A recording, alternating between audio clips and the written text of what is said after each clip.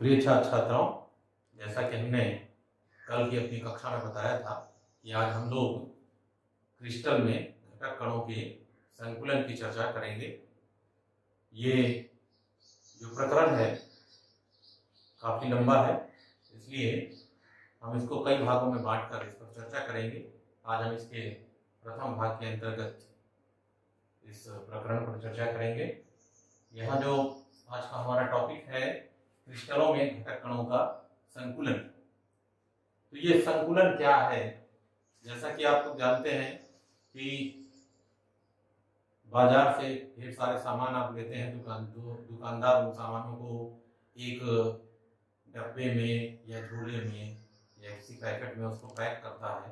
तो सारे सामानों को एक साथ अच्छी तरह पैक किया जाता है। उसी तरह जो ठोस होते हैं उनमें उनके घटक कण भी एक दूसरे से अच्छी तरह जुड़े होते हैं, अर्थात उसकी संरचना इस तरह की होती है कि जो घटक कण हैं वो अच्छी तरह उस ठोस में पैक्ड होते हैं। उसी के लिए हिंदी में शब्द है संकुलन।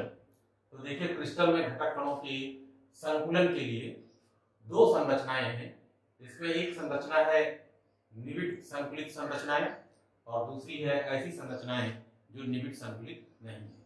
आज हम लोग पहली निबिड संकुलित संरचनाओं पर चर्चा करेंगे। तो निबिड संकुलित संरचनाओं में घटक कणों के बीच रिक्त स्थान बहुत कम होता है। यदि घटक कणों को हम लोग समरूप गोले माने तो हम लोग 3 पदों में निबिड संकुलन की त्रिविमीय संरचना को निर्मित कर सकते हैं। ये 3 पद हम आपको आगे बारी बारी से बताएंगे।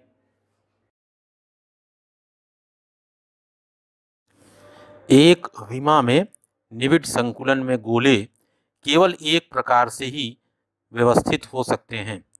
एक विमीय निबिड संकुलित संरचना में गोले एक पंक्ति में एक दूसरे को स्पर्श करते हुए व्यवस्थित किए जाते हैं। इस व्यवस्था में प्रत्येक गोला 2 निकटवर्ती गोलों के संपर्क में होता है। एक गोले के निकटतम गोलों की संख्या को उसकी उपसहसंयोजन संख्या या समन्वय संख्या या कोऑर्डिनेशन नंबर कहते हैं।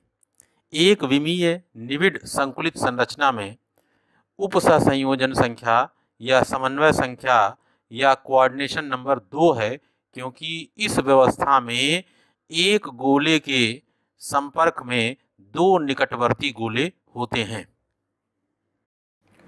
द्विविमा में निबिड संकुलन में निबिड संकुलित गोलों की कई पंक्तियां एक साथ व्यवस्थित होती हैं।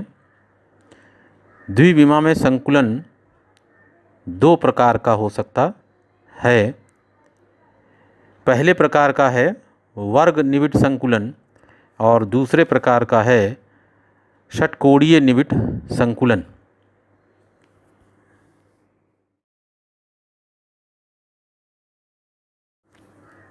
वर्ग निबिड संकुलन में दूसरी पंक्ति को पहली पंक्ति के संपर्क में इस प्रकार रखा जा सकता है कि दूसरी पंक्ति के गोले पहली पंक्ति के गोलों के ठीक ऊपर हों और 2 पंक्तियों के गोले क्षैतिज तथा ऊर्ध्वाधर रूप से एक सीध में हों।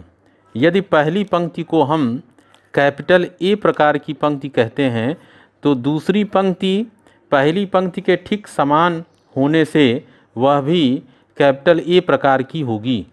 इस प्रकार से गोलों की अधिक पंक्तियों को रखकर ए ए ए ए प्रकार की व्यवस्था प्राप्त की जा सकती है, जैसा कि चित्र में प्रदर्शित है।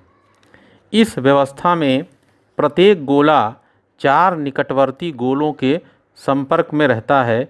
इस प्रकार वर्ग निबिड संकुलन में उपसहसंयोजन संख्या या समन्वय संख्या या कोऑर्डिनेशन नंबर 4 है। यदि निकटवर्ती 4 गोलों के केंद्रों को जोड़ा जाए तो एक वर्ग बनता है। इसीलिए इस संकुलन को द्विविमा में वर्ग निबिड संकुलन या स्क्वायर क्लोज पैकिंग कहा जाता है।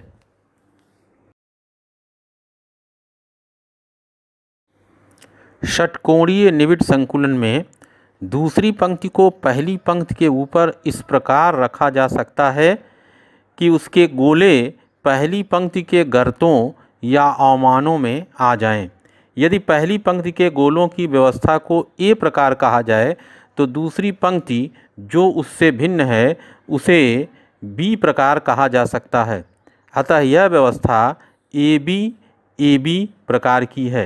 इस व्यवस्था में मुक्त स्थान कम होता है और इसमें संकुलन वर्ग निविड संकुलन से अधिक होता है। प्रत्येक गोला 6 निकटवर्ती गोलों के संपर्क में रहता है, इसलिए इस व्यवस्था में उप सहसंयोजन या समन्वय संख्या 6 है। जैसा कि चित्र से स्पष्ट है कि 6 गोलों के केंद्र सम षट्भुज के कोनों पर हैं, अतः इस संकुलन को द्विविमा में षटकोणीय निविड संकुलन हेक्सागोनल क्लोज पैकिंग या संक्षेप में HCP कहा जाता है।